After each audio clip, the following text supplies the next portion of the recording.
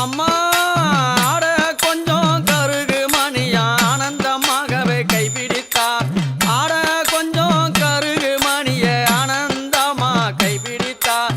பச்சை குத்தம் குறைவி போல பெத்தினியால் அவதரித்தார். அந்த பத்தினியால் அவதரித்தார்.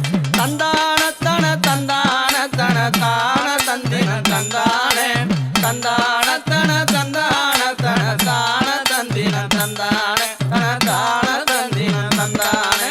பச்சை மாலை பவள மலை இல்லச்சா பச்சை மாலை பவள மலை இந்த பத்தினியால் வாழும் மலை.